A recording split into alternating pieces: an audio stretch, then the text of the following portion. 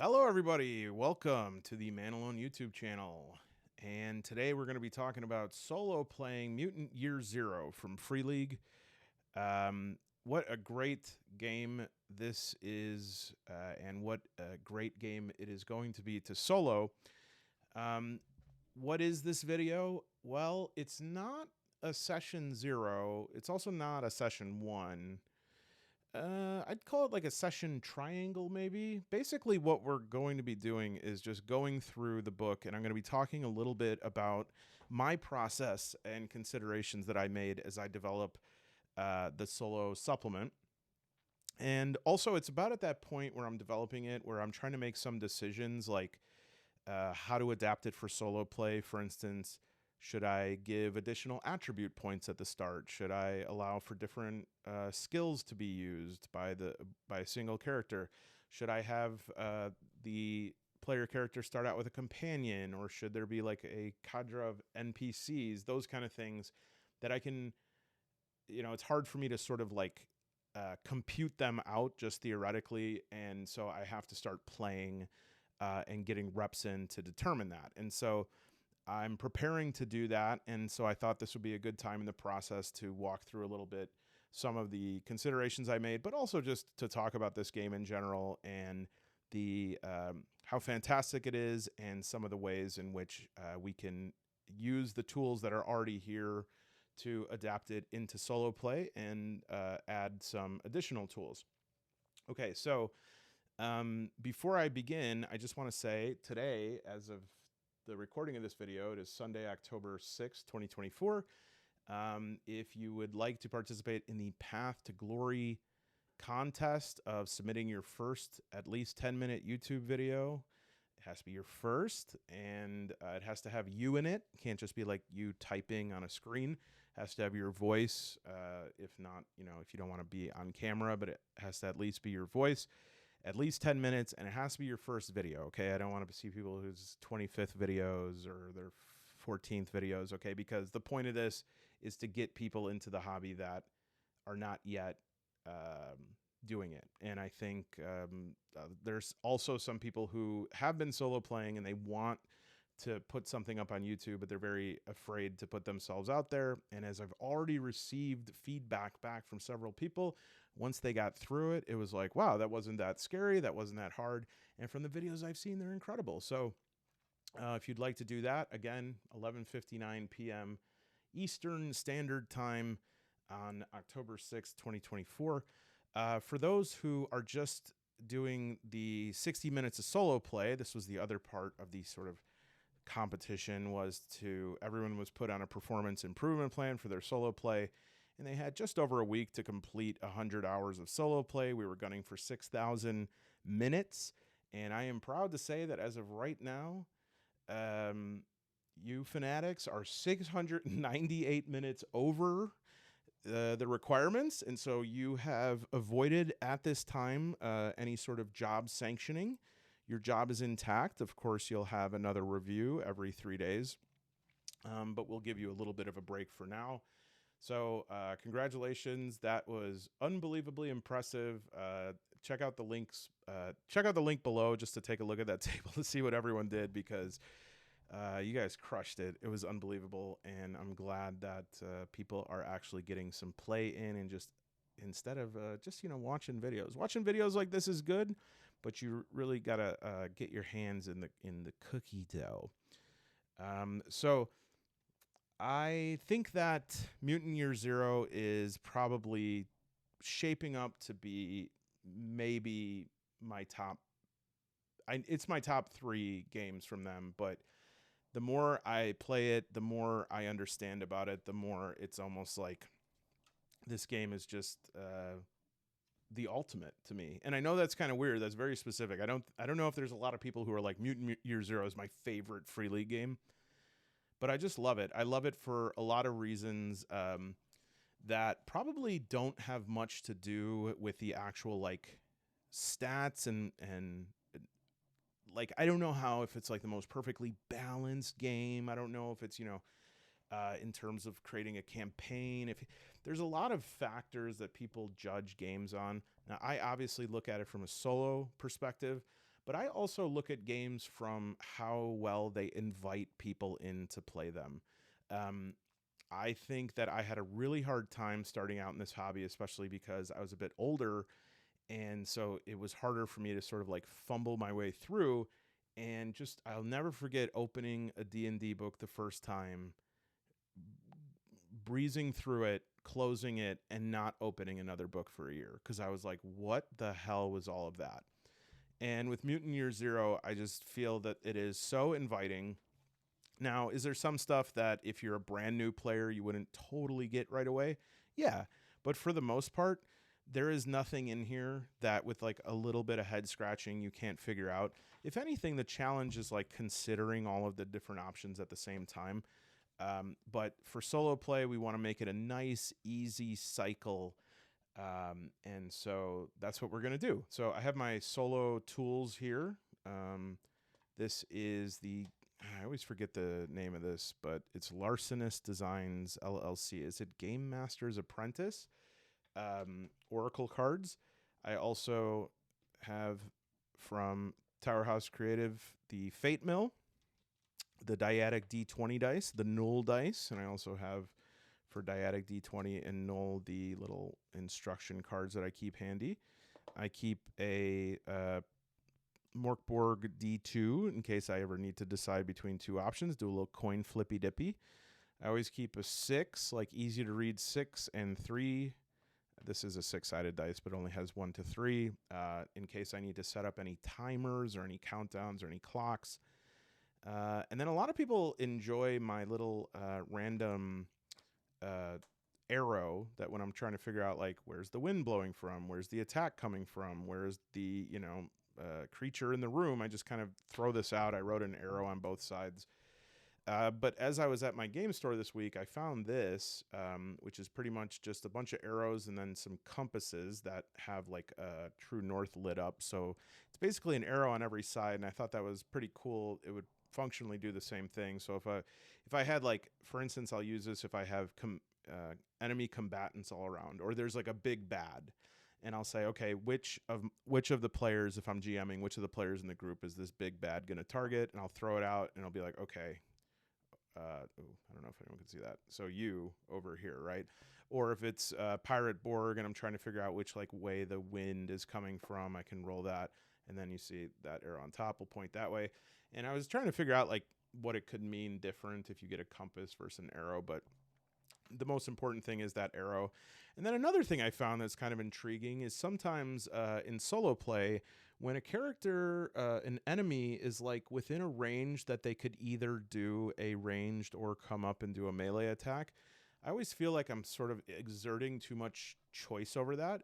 And so I found this, which is just basically, I think has 3 melees, 3 bows and arrows for ranged attack, and then like 2 or maybe just 1 of the big boom, which could be like a spell, an ability, or maybe it could just be like a critical hit or something. And I could be like, okay, are they going to do melee or ranged, and kind of roll that up and say, okay, they're going to do ranged attack. So I thought that might be cool as well. And yeah, this is my arsenal. I want to say this is like my solo arsenal. I think there's not many things you can't do with all of these tools right here. And yeah, I think that I would say the difference between using those and using a big 200-page system or something is going to be negligible. Is it going to, adjust for different factors? No, you'll have to do that on the fly. But from the subjective perception of using these things, I think you're going to have the same. You're going to have a good time. And then, of course, also I have the Delve deck here when I want to like roll up some quick dungeons that I can put out here as well. Okay, so with that in hand, I now also have my lovely Mutant Year Zero card decks from David from Australia, who will forever be in the Man Alone Hall of Fame. In fact, I'm going to put David's name on the Man Alone Hall of Fame. I used to have Sibelius's name here, but I got a new tabletop, so I got to start doing that again. But these are all of the Mutant Year Zero cards. This is the ones from the core deck.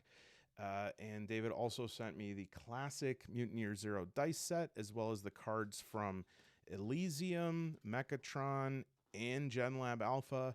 And as I said on the previous video where I talked about these are either hard to get or expensive to get. And I cannot believe that he sent me all of these. I'm just still blown away about it. I wonder when I'll be able to stop gushing about it. Probably never.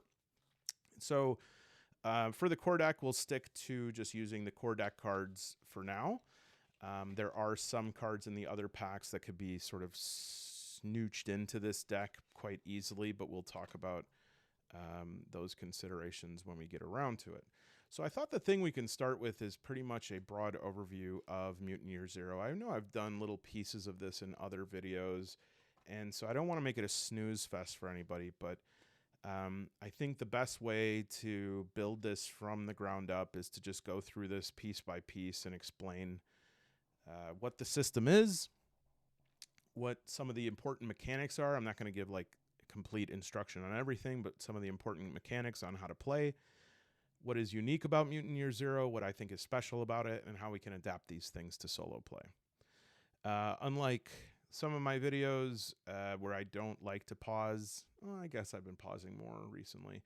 I will be pausing occasionally in this video if I ever get to a thing where I have to look something up. I don't want to like just sit there and waste your time. So, okay. So let's begin here. Mutant Year Zero is a free league game, I believe. This 4th edition was the most recent, and this is the 7th printing of Mutant Year Zero. I think Free League didn't own it all the way through, but it says the book remains essentially the same as the 3rd to 6th printings with minor cosmetic changes. So I actually think that was because there was errata or something like that. So whatever. This was printed though originally I think 2017. Okay, so about 7 going on 8 years ago. The book itself is divided into the players and game masters section, and the art is lovely. Let's see who did the art. I don't think this is Martin Grip. Okay, this is Christian Granath and Dan Algstrand. Oh, Johan Nord did the maps for this. So there are some familiar names. Stella Herenstam. I think Thomas Herenstam. That must be related or spouse. I don't know. Whatever. Okay, so the people at the end of time. Mutant Year Zero is a post-apocalyptic game. In fact, it is a post-apocalyptic because there was a climate change, then a plague, then there was a global economic crisis, and then there was a huge war, and then there was a pandemic, and then there was like a bunch of nuclear weapons. So the world is utterly decimated. And not only are the structures of the world decimated and barely anybody left, but there is this fallout. There is rot all over the place, which is most likely radiation. They never call it that, but it also has some other effects as well that we're not quite sure about. Maybe you'll learn about it in the campaign. And essentially that rot has a mechanical effect in the game in terms of like different areas have different levels of rot. It has been probably 80 years since that happened. So it would be like, if that were to happen now, it would be like the humans that are the like older adults in this scenario would be like 5 years old now. And such is the case for the Elder, who is the head of the Ark. And it's called the Ark, so it conjures images of obviously like Noah's Ark, but in fact, as you can see from this illustration, it looks like something like a crashed Carnival cruise ship. However, on this ship is a small city. There are lots of mutants living there, and they've been living there since they were young under the care and mentorship and tutelage of the Elder, who is now about 80 years old. The Elder was like the child of the adults who went through the apocalypse. So he's an ancient, as they call him, but again, he was probably like 5 when all this happened, so he doesn't really remember anything, or as much as you'd remember when you were 5. But nevertheless, he rears all of these mutants they all have these mutations that usually come out during puberty. And the big rule that he has is like, you don't leave the Ark. Okay. We protect the Ark. They might have a few people, I forgot what they're called, but like a few very specially trained people that go out into what's called the zone to look for resources and stuff like that. But everyone else needs to stay here. They need to stay safe. We have food here. We have safety here. We need to protect this place. And this is just, you don't want to go out in the zone. But now the Elder is getting old, and there's starting to be some fracturing on the Ark. Like the Elder can't even stand on his own anymore. And there's been some like factions that have started to emerge with different bosses taking over like different sections and making power plays and stuff, because pretty much everyone expects the Elder to close the last chapter on his book. Now, additionally, I've been eating whatever canned foods were available here for all these years. They know that they're running out of food, and called grub in this game. And so there's this increasing pressure to be like, okay, are we going to sit here and just starve or what? And so you and the other PCs, would you be playing in a group, need to go out into the zone to basically do three things. Number one, you need to find food and resources to keep people alive. And that includes like weapons. Because number two, you also have to protect the Ark and the people in it. There are other people who live outside of the Ark, including like zone ghouls, who just by the name, if you met a guy and he said, my name is Zone Ghoul, you could probably guess what kind of guy he is. And so that is part of it as well. And then also there's this myth, this rumor, this story that people say is not true, but that there's a place called Eden. And this place, Eden, is like, it's, as I say, stories whispered around the flickering trash can fires in the Ark, believing that salvation, the people call it Eden, the hunt for Eden, relates to the meta plot. This is the overarching storyline. So in terms of solo play, we will also have those three aspects of the game. We'll have like going out and having that loop of looking for resources, artifacts, information, and that will be the sort of questing aspect of the game. And then we also have this stronghold component of it where you have the Ark, and at the beginning of every session, in fact, you have an assembly meeting where instead of just playing from the eyes of your character, you're going to dip into the mindset of all the people living there to sort of have like an informal congress. Obviously, there are some people who like are more leaders than not, but you're going to decide like what projects you want to work on. And the projects require different skills, and they require like a certain amount of work points, based on how many people you have there, how much time, what their skills are. And when those are complete, they give boons to the Ark itself, or to you, or to the people there. Maybe you're able to manufacture things faster. Maybe you have more protection. Maybe you're able to do better technology or communication, whatever it is. You have to sort of decide what you want the people on the Ark to be working on. You have these development levels of food supply, culture, technology, and warfare, which are sort of the stats for the Ark and will determine the outcomes of things. Should it be invaded? Should there be a famine, etc.? And then there'll be the emergence of these bosses, right? That are people that are going to start jockeying for power, and that's on the bottom of this here. We also have population, water source, and what season it's in. And so then we have the zone log, which we write down like the coordinates of everything and say what's in that terrain and record the rot level and what and if there's a threat. And the reason that you record all this stuff is because going back through one of the coordinates, it's going to be a different experience, right? You can't like find stuff there twice unless it's significantly later, or if you have somebody who has a skill that's able to like track down stuff that other people couldn't see, but we'll not worry about that right now. And so that is part two. Okay, we have venturing out into the zone. We also have, I hate that this camera does this. Great. We also have protecting the Ark, protecting the people there, exploring the zone, fight for grub, water, bullets, and take part in these projects. So venturing projects. So we can think of that as like questing, stronghold, and then the third part is this meta narrative. Now in solo play, there will be a meta narrative just by virtue of that's how narratives emerge, right? using the tools that we have to summon different scenarios, different encounters. There's going to be an emergent narrative. As a solo player, it is rare unless the game has a specific mechanism for that, as does my new Dragonbane solo supplement coming out at the end of October, which will be available on DriveThruRPG, is going to have like exact waypoints and descriptions and different activities that happen at each of those. And by the way, if you are a member, you can join now for the SEAL Team Waffle level or higher, and you could be an additional person playtesting the game. Thank you to the 30 people who have already reached out to get the playtest alpha version of it. You don't need to give any feedback, but you can if you'd like. And by the way, if I haven't responded to anyone for that, I will in the next few days to get that out to you. Okay, sorry. Shameless plug. So you have the meta narrative, which would be like a campaign, right? That would be a campaign in any other book.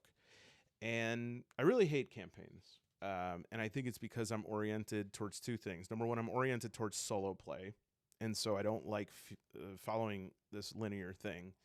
And then the second thing is like, I just don't enjoy playing like that, period. As a GM, I don't enjoy having to like square the circle of trying to get my characters on a certain path. And, oh, well, if they don't take the hint, later on, you can give them this hint. I don't want it. I want it all to flow. The story's already in you.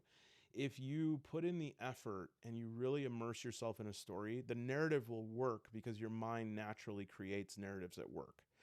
And so what I use stuff like this for, I don't want to like spoil anything. What I use campaign stuff for is, now I have GM this game for others. It was a while ago. But I will read through the campaign so as to like download some of that as ephemera into my head. And it will make its way out in the emergent solo play just naturally, right? I will like know the broad arcs of things. I'll have ideas from it, and I'll be able to mulch all of that and sort of fertilize the emergent narrative that comes out. And so there will be a meta narrative in solo play, probably towards the Path of Eden, but it doesn't have to be. It could be anything because it's what the tables say, and that's the exciting part. You can't really follow a campaign, right? Because you have to read this stuff. This stuff relies, it's the same thing when I talked about like creating mysteries. This stuff relies on knowing things that the players don't. So if you read this, you can't not know it then, right? So that's the way I use it. Some people might use it differently. So the venturing piece, we're going to do that in solo play. The arc piece, we're going to do that in solo play. And the meta narrative will do that, but just a little bit differently. And this is part of what I think is fantastic about Mutant Year Zero is there's these multiple games going on at the same time, games and games and games. And one of the things that is a very, very productive, very, how shall I say, potent engine of continuing solo play and discovery, etc., is this artifact system. And the artifacts are these things you will find around the zone. And, some of them are, these are some threat cards. Sometimes when you go into a part of the zone, you can roll up a significant threat, and that will, you could use those. You could draw those. The artifacts here, some of the things are things like you would expect in any sort of game of this genre, like a shotgun or a compass or stuff. But these artifacts, if you think about the time period of the reality of the game, again, there's nobody around. Say that this game took place in 2120. There's not many people around that knew what was going on in 2024. And the elder is like 80 years old, and so he barely knows. And so you'll find this stuff, and you'll be like, wow, what is this like precious artifact? It looks like a mini parachute. Or like you'll find a microwave and be like, we have to study this, almost as if it's like sacred or something. And I think a lot of humor is derived in this game, and sort of looking at these artifacts in different ways. Now, all of them do have, most of them, I should say, do have some function, or you can barter them and get different stuff at the Ark. because the Ark kind of works as a town, right? There's people there who can trade and people there who could fix your weapons and patch you up, etc. But I love the artifacts because there is also like additional artifacts in each one of these decks. Um, they have different cards in them that you can't necessarily use with the core game right away without making some changes, but they have these artifact cards. And so if you get bored with these, you can filter these other artifacts in. And for me, this like does the trick because I'm not hard to please when it comes to like novelty in a solo game. I just need something. I don't care if it is like the Hammer of Dawn or if it is a clothes hanger. I want to have something that I can reliably discover and add this new intrigue and element to my game because, again, my lizard brain is just like, I want some stuff. I want some loot. And so, yeah, this is really, really cool. And again, it provides this really sort of potent compulsion to keep going. All right. There are also mutation cards. And I think it may be... I'll try to explain this now without confusing the hell out of everybody, but essentially you start the game with a mutation. Your mutation is a special power that you have. For instance, reptilian. You draw one of these at the beginning of the game. Your body has inherited traits from reptiles. You can change the color and pattern of your skin. You can contort your body to push yourself through a hole. You could entrance a humanoid at up to near range with your reptilian eyes. Oh, entrance. Sorry, I didn't know that. I didn't know entrance is spelled the same way as entrance. I guess that makes sense. And so you spend MP for that, mutation points, which is kind of like, MP magic points in other games. You use that as an ability. You don't have to roll for it. You just use those points and it's automatic. However, every time you use those points, there's a possibility that you can have a mishap. And when that happens, you can get another mutation that you draw up, but you also get permanent damage, which means that your main attributes like your strength, agility, wits, and empathy would permanently go down by 1. Now, this is a huge bummer in games, right? Say your strength is 4 and you had a mishap while you're using mutation, you get a new mutation, human magnet, but whatever skill you were using for that check or whatever, that would go down by 1. So for instance, if you were using your strength, you'd get damage, which is basically your HP. In the strength, damage is the most like serious thing to be losing stuff. I mean, just like IRL, right? Agility, you have a mishap there, you can get fatigue. Wits, confusion. Empathy, doubt. And if you max that out, then your character's broken. And really, you need to go like get patched up before you're able to keep doing anything. And so we'll have to figure out a way to deal with that in solo play. But if you have this mishap that is so significant that you suffer permanent trauma, then that stat goes down permanently. However, it does 2 things. All right. So the first thing is, actually, let me bring this up here. The first thing is, this is a good thing, really, because the first thing is that mutations are the strongest things you can get in the game. You can get up to 4 at a time, and if you stack 4 mutations, like reptilian, what I just showed you is like nothing. There are some that you could just like blow up people's brains. And so you get 4 mutations, you're just gonna be lighting people up. And so, yeah, for each one of those mutations, you're gonna get some permanent trauma to one of your stats. So this would just be like trauma. So if I had, say my strength was 4, if I had, this damage, then my strength would be at a 2 until I get that fixed up. But if I had like a permanent trauma, then which would happen if I had full damage, by the way, I would also get a critical injury, but I'll get to that later. Then my strength would go down to 3, which I know like in games when that happens, you're like, no, for real? But it does make sense, first of all, because you are getting that additional mutation. But the other thing is it fits with the theme of the game. because this game is all about running out of time. It's about like the world is dying. You are dying. The rot is like covering the earth. The food is running out. And so, though we might deal with this a little differently in solo play, and there is something called regen, which is very rare in group play. Like a GM has to decide when they give that out, and I don't know how rare it would be in solo play. But I don't know if I would have that option because it's sort of like very narratively, thematically fits, is like you become overrun with these mutations. You just like can't function anymore. You're too mutated.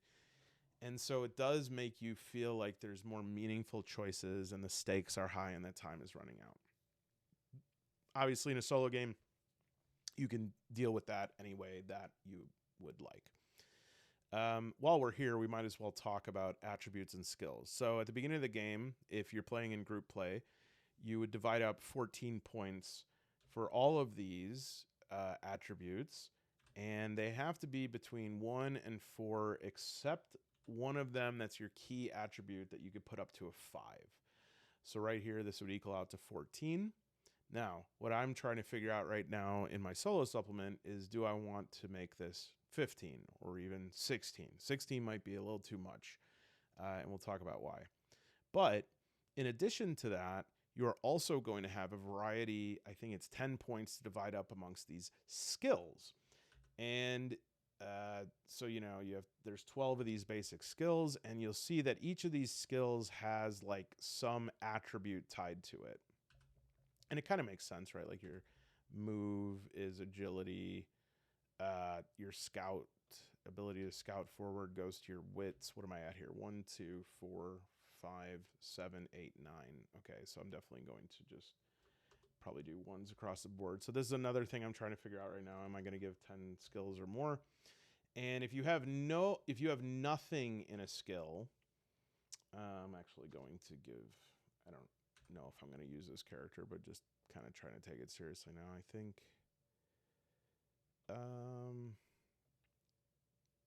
yeah, we'll use 0 for sense of motion, 0. Okay. If you have 0 in a skill, you just roll your basic attribute. Let me reverse that a bit because I knew I would get caught up here. Okay. So let's say, let me shut this off. Let's take a step back. In fact, let me set up this area a little bit. Okay, first things first. When you're choosing your mutant, there are 8 roles that you can select from. Wheat, rye, onion, Asiago. No, I'm just kidding. There are 8 roles or sort of professions that you can choose from. There are more in the supplements, but for the core, there are these 8 roles, and each of these roles, you can do an enforcer, you can do an enforcer, you can do a gearhead, you can do a stalker, a fixer, dog handler, chronicler, or a boss, or a grunt.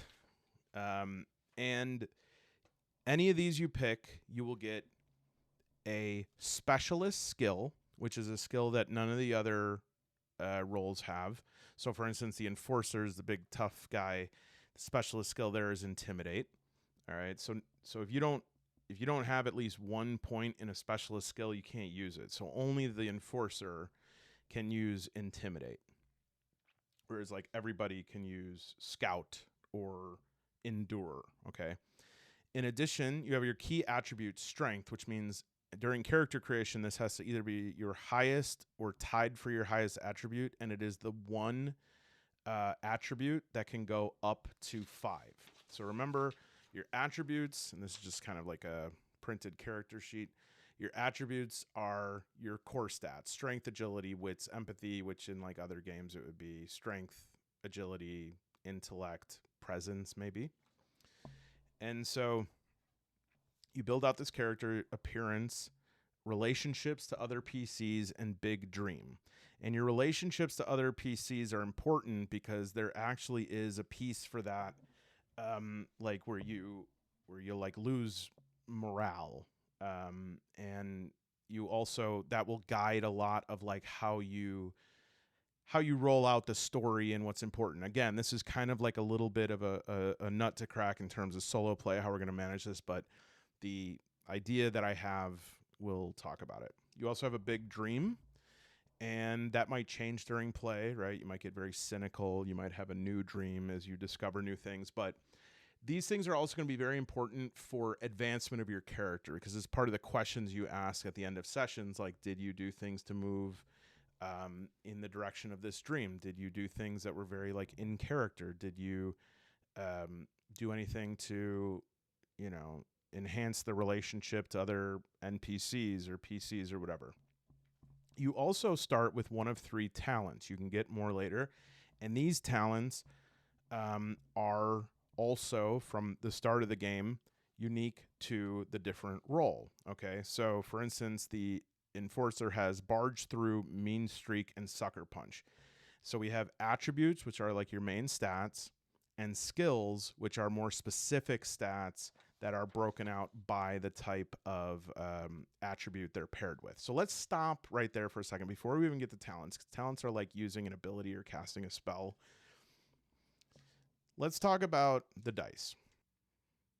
Yeah, actually, let's talk about it. In fact, this is the second time I'm re-recording this part because I was not satisfied with the clarity by which I explained this in the video, and I want to get this exactly clear because I think it's one of the things that if it clicks for you, suddenly the Year Zero system like unleashes its full funness. Okay, so it's really simple. What we're doing in the Year Zero system is creating a dice pool. And the more skills and attributes and gear that we have that will help to accomplish whatever action we're trying to do, the more dice go in the pool. Okay? So it's a combination of our attributes and our skills and any gear that we might have, and that is represented by the different dice. This is the base dice for attributes. This is the skill dice for skills. And this is the gear dice for any gear that adds any modifiers, okay? Remember that on the first roll, the only thing that is important is that you get at least 1 6. 1 6 is the success. We don't care about any other result. We don't even have to look at the other dice, okay? So the first thing is the base dice. We look at the attribute. We're going to pretend that what we're trying to do is we're trying to bust a door down, okay? So if I look here on just like this example sheet or whatever, if I look here, my strength is 4, okay? My strength is 4, and because I'm trying to break this door down, I also would probably use force, okay? And force is related to strength. And so my attribute is 4 and my skill is 1, okay? So that means I grab 4 base dice, my attribute of strength is 4, and add them to the pool. And my force skill is 1, so I add an additional 1 die. Now, let's just play pretend that I'm also wearing like power pneumatic gauntlets or something, and that is going to add a +2 bonus to any skill that involves strength.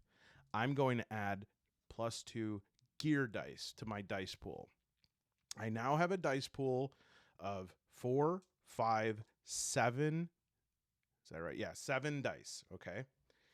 I am going to roll this dice pool, and I'm just trying to get 1 6. If I get 1 6, I have succeeded in busting the door down. Let's try it. All right. I got 1 6. So I broke the door down. End of story. End of story. We don't care about any of these other things. Ooh, what's this mean? We don't care. If we get 1 6 on the first roll, we did it. Now, if we got more than 1 6, let's say, that means whatever you were trying to do, you really did it.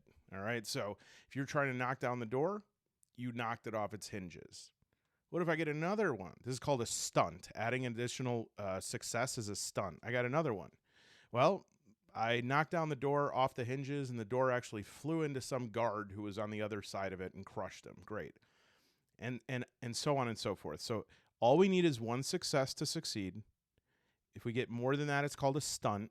And normally the GM would sort of like heighten whatever the success is. But if you're solo playing, you just kind of figure that out for yourself. All right. Now, pretend for a moment that I didn't get any sixes. Now we got a little bit of trouble. If I stop right here, if this was my roll and I didn't get any sixes, right, because these are both ones, I could just go, okay, you know what? We'll find another way in and leave. But if I was desperate to get through that door, say that like one of my comrades is on the other side of that door and we're trying to bust him out and there's no other way in, and I go, look, I got to push my roll. You can push your roll when you get no sixes, no successes, or if you have a success, but you really want to have a big success, like it's a pivotal moment and you're like, I can't just get through this door. I got to knock it the frick off its hinges and stampede into this room. I got to roll again to try and get another 6. You can do that. It's called pushing a roll. Pushing a roll has risk and reward. Okay. The first reward is obvious. The first reward is that you get to re-roll any dice that are not 6s or 1s. So in this case, let's just pretend we had no 6s. So we have these 2 1s that up until this point mean nothing. But when we push our roll, they start to mean something, okay? So now we're going to push our roll. We do not push any 1s, and if we had a 6, we don't re-roll any 6s. But every other die, we roll again, okay? Now, I got another 1. I didn't get any 6s. So this means I pushed and I lost. So I'm going to be cooked here. Here's what happens. Now that I have pushed, I have to suffer the consequence of this. Because I use strength for this action, I get a trauma, 1 point of trauma for every 1 that I rolled. Okay, so if we look on this sheet here, I got 1. Oops. Why is, because I'm clicking on the thing now. Okay, I got 1, 2, 3 damage. And in fact, damage is like the worst one to get. Because damage is like pretty much your HP. So each time you get trauma in any of these categories, it reduces your stat there, your attribute by that many. So if I have 1 trauma on agility, fatigue, then anytime I use my agility attribute, it's only going to be a 1.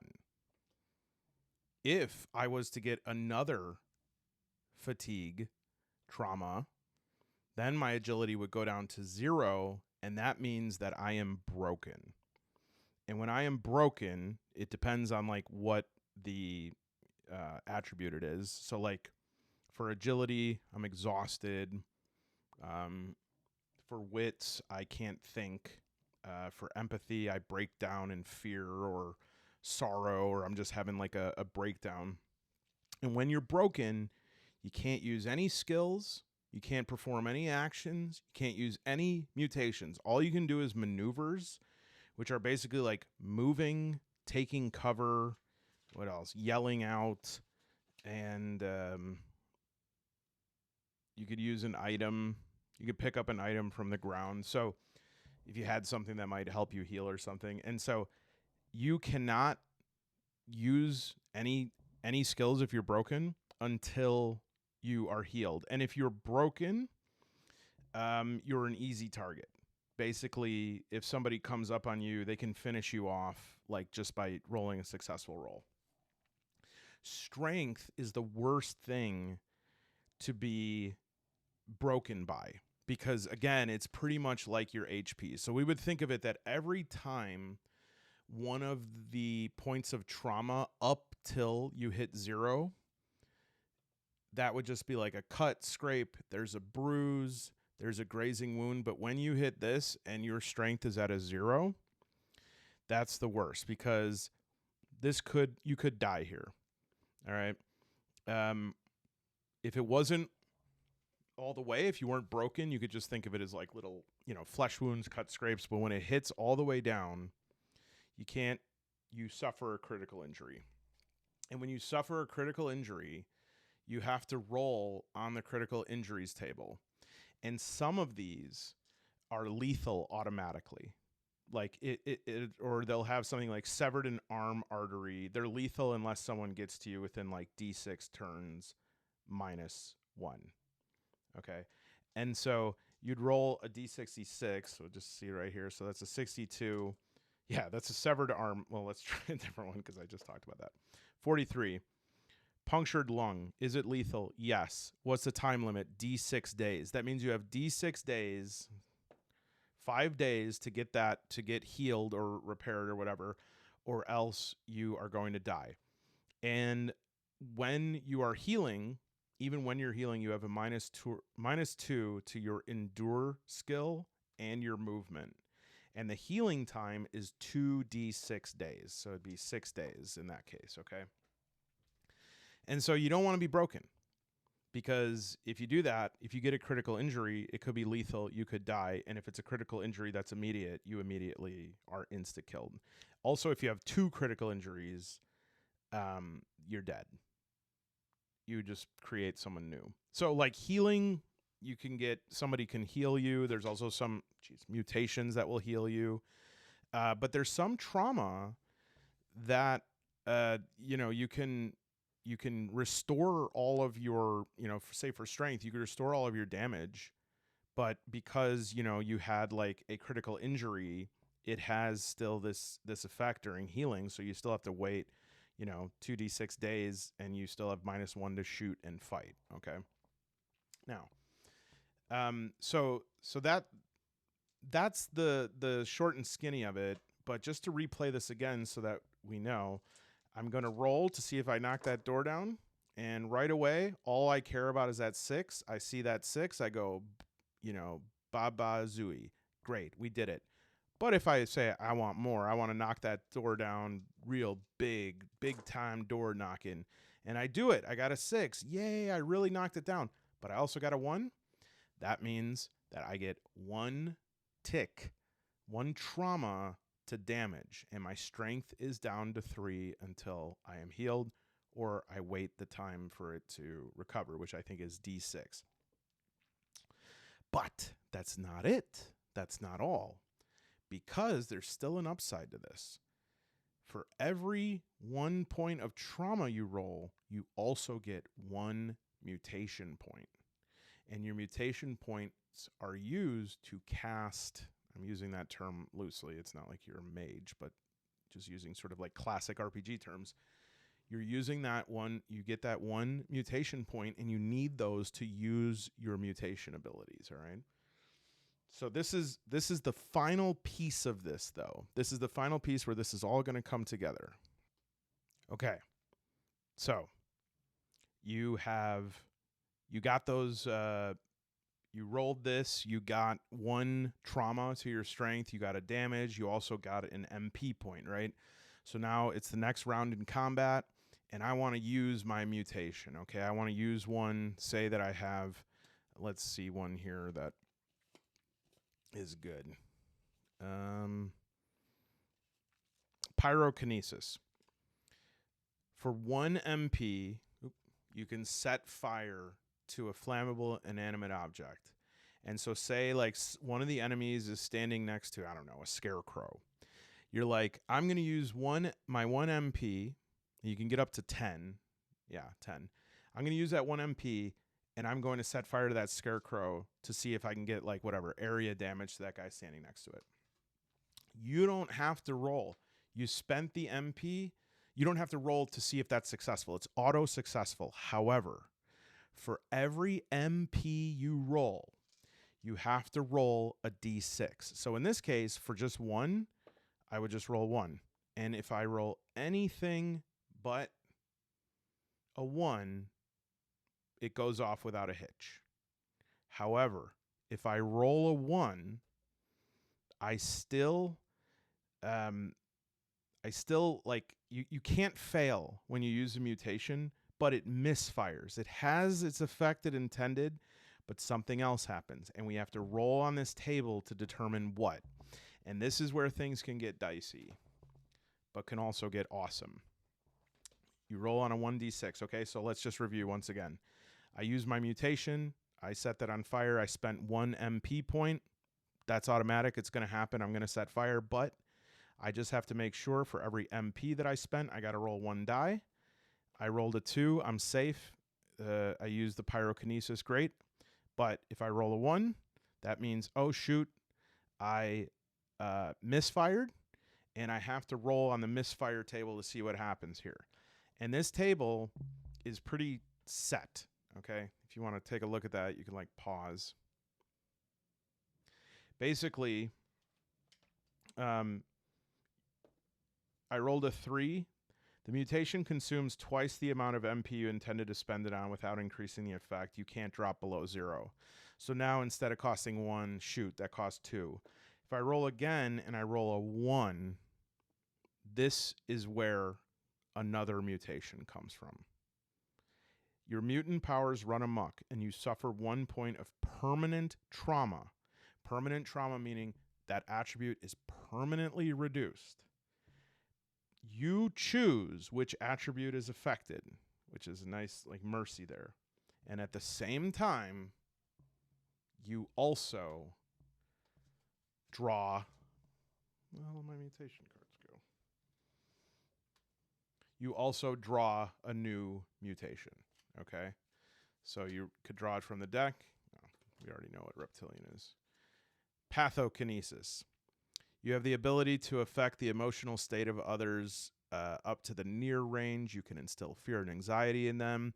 And there's some of them like that like you can like spend a certain amount of MP to have more and more of an effect. There's also some that have like reactive effects that happen when something else happens. So now you have 2 mutations, but you have that 1 point of permanent trauma.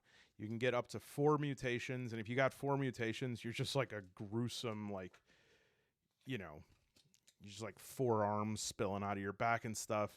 You are very your body has a lot of trauma on it, and so you're not going to be able to do that well with like skill checks and stuff, but you're going to be very, very powerful.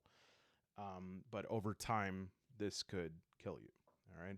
So just because I'm a bit naughty, I want to go through this again. This time, we are going to do a different thing. All right. This time, we are going to use... Let's see. Okay, we are going to use manipulate. No, let's do one with a lot. Let's do, you know what? Let's do comprehend. Okay, and we'll say that this comprehend, just to kind of change it up a bit, we'll say that comprehend is 2. All right, and it's related to wits, which is 3. So say that I have picked up some instructions and they explain how to disarm some sort of explosive. And I'm trying to figure out if I can comprehend it. And so I am going to combine my wits with my comprehend skill. That's going to be 3 plus 2. 2 for my comprehend skill, 3 for my main attribute. And then we'll say that, you know what, I have a universal translator or something, and that adds a bonus of 2 gear dice. I now have a pool of 3, 5, 7 dice, and I'm going to attempt to comprehend these instructions. Okay, I have rolled 1 trauma. Well, 1 fail, let's just call it. It's biohazard. I could just move on. I could say, no, I'm done. I don't care. I don't want to read it. I'll try some other way. But I really need to do this because the clock is ticking. I go, I'm going to push. So I can't re-roll 1s or 6s, so I put that 1 there, and I know right away, because I have this, I know that regardless of the outcome right now, I will have at least 1 mutation point that I'm adding and 1 permanent trauma to wits, because I'm using comprehend, which is based off of wits. So let's roll again. I did succeed. My eyes light up. My world is wonderful. However, I got another fail. So though I succeeded, I have 2 MP mutation points, and for each point of that, I also get 1 point of trauma that is temporary at this point, and that would be confusion. And my confusion is then brought down to, let's see, with 2 of these, my confusion would be brought down to 1. But if it was brought down another, then I would be broken. And when I'm broken, I cannot use any skills. I basically just have to run out of the way and try to either take the time to get healed, use an item, or have someone else heal me, okay? Additionally, when I got those 2 mutation points, so let's say later on, I'm healed up, and I want to use one of my cool mutations. So I'm going to look through them here, and I'm going to use Rot Eater. You are totally insensitive to the effects of rot. You take rot points normally. And this one, by the way, has an R. So that's like what I was talking about with the reactive, where it just like happens when something else happens. You don't have to cast it. I can spend 1 MP to use one of my rot points to recover 1 point of any attribute. You can't use permanent rot. So I can take my rot points, which we really haven't talked about yet, and I don't know if we'll get to that today, children. But you have these rot points that accrue, just like anything else, and you can get permanent ones that don't go away based on like your exposure to the rot. But this is saying I can spend an MP and take away a rot point. And let's just say I had 2 MP, so I take away a rot point, I use my MP, and now I'm going to use that to like heal up one of my fatigue. Okay. But because I used my mutation, whenever we use the mutation, we have to roll that 6-sided die to see if we misfired. And in this case, I did roll a 1, so I did misfire. That means we have to roll a d6 again on the table, and let's see what's the nature of our misfire. 1, I can't believe that. I rolled a 1, which means my mutant powers run amok. I suffer 1 point of permanent trauma. Because I don't have any permanent trauma on my empathy, I'm going to do it on that. So it'll take it down from a 5 to a 4. And I get to choose a new mutation. As long as I don't have 4. If I do have 4, I dump 1 and add a new one. And so now I'm going to get sonar. You can sense your surroundings and see in total darkness, etc., etc. All right. So I hope that that was a comprehensive explanation of the dice system, at least enough for you to understand going forward, like how that system works and how the skills attributes work. And I think the central thing to understand about Mutant Year Zero is this cycle of how you develop new mutations. You get new mutations, it's a low risk, right? But if you're using your mutations often, and you could say, oh, well, how many times am I going to use sonar? Well, sure, maybe sonar you're not going to use that often, but if you have a mutation that heals people, you're going to literally roll those dice quite often, and so you're going to misfire. And how many times can you roll on this table before you develop a new mutation? And obviously, having played through group play, it does happen. I would say at least once a session it happened to somebody. Okay. So, all right, now that we have that out of the way, let's go back really quick to talents. Okay, so again, every role has certain talents. They pick one at the start. And we were talking about the Enforcer. And so you could choose, you can move using strength instead of agility. So that would be like your move modifier. Or you could choose Mean Streak. When you intimidate someone and give your victim doubt, he suffers 1 extra point of it. So that kind of interacts with that specialized skill of Intimidate. Or Sucker Punch, the weapon damage of your unarmed attacks is 2 instead of 1. So you could choose any of those, and you can learn new talents by when you earn 5 XP, you could trade them in for a new talent. And you could either choose one from those that are available at the start, or you can choose from a set of general talents that are for everybody. Usually you can only choose a talent once, but there are exceptions to ones you can kind of double up on. So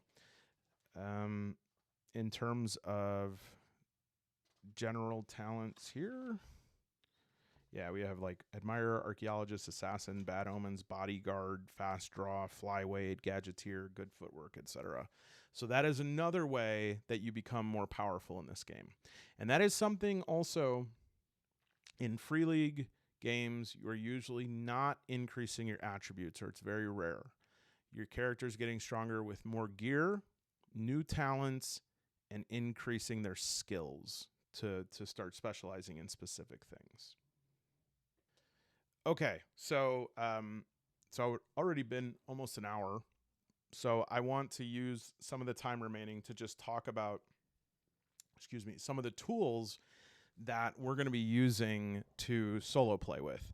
Now, this is not necessarily these are not my tools, okay? I'm like still in the testing phase of my supplement, but these are the things that I use for solo play, and I recommend that you do as well, and I'll put some links down below.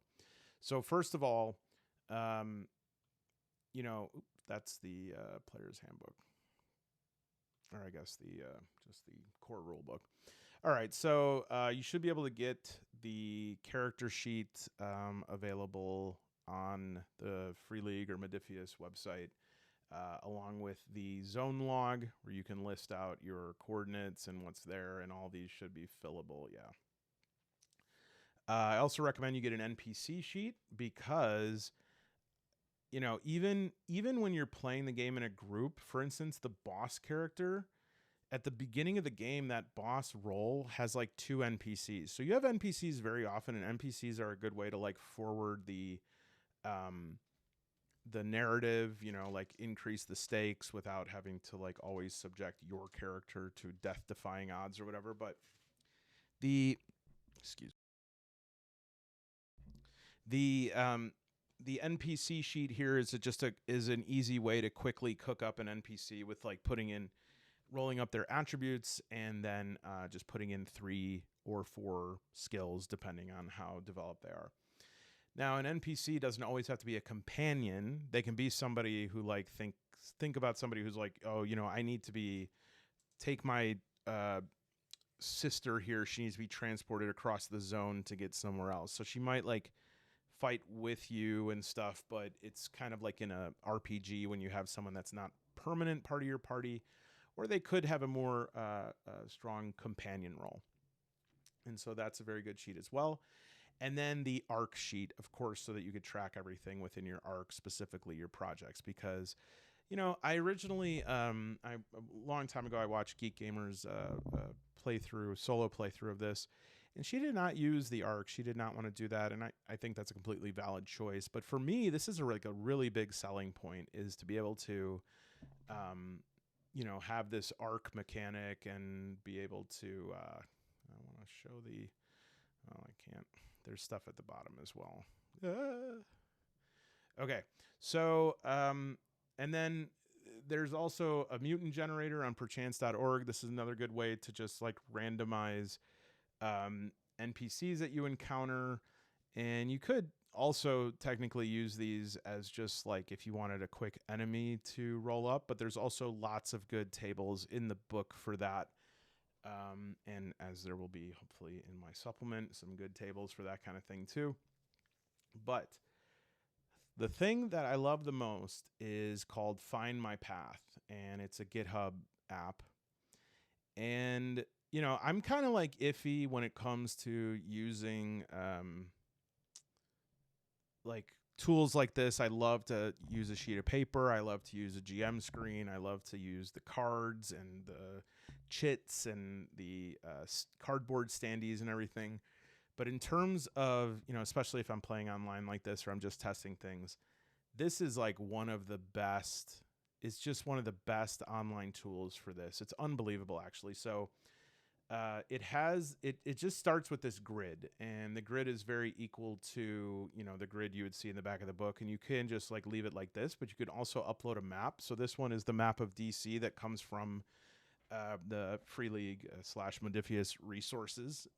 I believe that this is free, or it comes with the PDF. I'm not sure, but these are available, and you just kind of match it up with this grid, and this, you choose a place to put your arc, and every square that you go on, it has all of these options that can be randomly rolled into. And so say I'm traveling, right? I'm in H11 where my arc is. I'm now going to go to G12. I double click on it and I roll. At the top of the screen, there's like a little roll. And I can see that this is Decayed Ruins. It's got a weak level of rot. The threat level is 5. And so I've encountered zone wasps, right? And it gives me a description. I've encountered ruins. There's an airplane wreck. There is a howling, an inhuman long... Can't read. Okay. Inhuman long howl echoes across the zone. Oh, it's down here. And then there's also all of these things that can be found here. You can add extra notes. You can name it. So, you know, I don't know. Like, we'd probably be able to come up with a better name than this. But then you can also click here and add a little logo to it. And then when we're done, we click Explored, and we'll say that we took the bullets, you know, we were able to find the grub, we found the water, and that's all getting added. And then we save it. Check this out. When I'm done, it's on the map and it's explored and it's saved there. And what's really, really good about that is that in this game, when you already explore a place, when you come back to it, it's not going to have that stuff there anymore unless you have somebody who can specifically find that. And so it's a really, really good way to track this, and it works really, really well.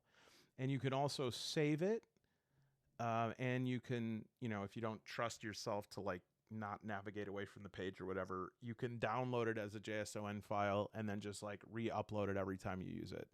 So this is just like an incredible solo tool. What's cool too is like, say that you're, you know, you could do day-night threat here. Say that you're like, well, it's too early in the game, I'm just going to put the threat level at 4. You can then re-roll the encounter based on a threat level of 4, and it will have like a less, you know, sort of like gruesome threat there for you. And then when you're done, you hit Explored. If you don't like something you got, you just re-roll it. You can reset the sector. Obviously, you want to try your best to like take what's given to you.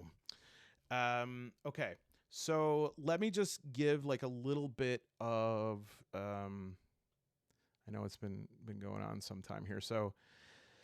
Okay, so here's a couple of things that I have been considering. First of all, as far as starting attributes go, I think attributes and increases in attributes are extremely powerful, and that is why getting it taken away for a mutation makes sense. So originally, I was said you're supposed to start with 14 attribute points and 10 skill points. And I was like, okay, well, it's just me. I'm going to do 17, and it was too high. So I believe that I'm going to start with 15 attributes and 15 attributes point. You just get one extra, and you get 13 skill points, because normally you get 10, but you have to put a 1 in all of the skills. Okay, so you get 13, but you can't like dump them all into 1. Not that you could do that anyways. There's a cap. So as far as balancing for solo, I think that's the first piece of it, but it's not at all of it, because you got to think you're normally in a group of 4 to 5, and so you're just on your own. Now, obviously, we can make modifications to, like, maybe I don't have a swarm of vampire bats. Maybe it's just one vampire bat that I encounter, etc. But it's still tough. So I was like, you could roll up companions, and that probably is a good idea. But I like adding companions organically when you meet them. And so what I am doing here is, of the roles, you can choose any of 7. Now, I know there are 8 total, but let me explain. Basically, your character gets any of these things plus one added thing that you have, is that every player is a dog handler, which means that at the beginning of the game, you get to roll up your dog as a companion that goes through it with you. And this dog is like really good. Your dog can, depending on the talents, it can like sniff out things and find things in a sector after you've already explored it. It can, let me bring up the talents here, because that's where it really shines. You could train your dog to be +2 modification when you use the dog to fight. Your dog can get you out of any trouble. It can help you endure and move. And let's see here. Let me find it. Okay, skill-wise. The dog handler's skill is called Sick a Dog, and it's related to agility. Your dog is worth more to you than any mutant in the Ark. The bond between you is almost telepathic. You instinctively know what the animal wants, and the dog can always read your state of mind and defends you against any threat. Stats. As long as the skill level of 1, just 1, in Sick a Dog means that you have a dog that follows your every lead. The dog has a strength of 4 and an agility of 6. Now, I might pare those down a little bit to start the game, because since you're going to have like a whole set of other talents and skills from another role, I might say like 3 and 5, or even 2 and 4, but still, that's very good. Your dog can fight for you, and I would say instead the dog would fight alongside you. Use your skill level in Sick a Dog and the dog's strength. We might redo that so the dog functions as its own NPC. Scouting. Your dog can scout for you. Use your skill level in Sick a Dog and your wit score. The dog does not have wits. To push the roll normally. And then tracking. Your dog can track a person or a creature even when there are no obvious tracks to follow. All you need is a fresh scent or some object that has been in possession of the prey recently. And so the other thing that I have to figure out is an enemy can choose whether to attack you or the dog.